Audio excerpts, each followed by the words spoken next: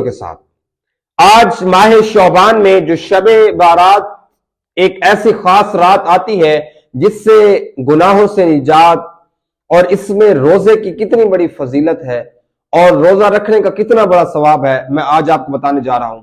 سب سے پہلے آپ میرے چینل پر نئے تو میرے چینل کو سبسکرائب ضرور کیجئے گا اور اپنی رائے کمنٹ سیکشن میں ضرور دیجئے گا، اور ویڈیو ثواب کی نظر سے دوستوں تک ضرور شیئر کیجئے گا۔ چلیں شروع کرتے ہیں۔ سب سے پہلے ماہ شعبان کے روزے کی فضیلت کیا ہے؟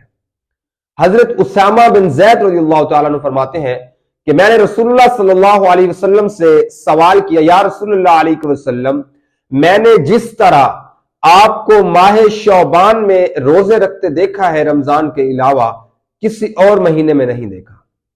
تو رسول اللہ صلی اللہ علیہ وسلم نے جواب دیا کہ اسامہ، جو حساب و کتاب اور اللہ تبارک و تعالیٰ کے حضور پیش کرتے ہیں فرشتے، تو وہ ماہ شعبان میں کرتے ہیں۔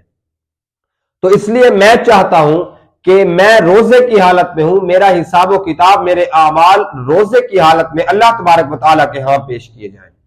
اور اتنی بڑی فضیلت ہے روزہ رکھنے کی کہ اللہ تبارک و تعالیٰ کے حبیب نے فرمایا اللہ رب العالمین اس کی بخشش فرما دیتا ہے۔ اور اس میں جو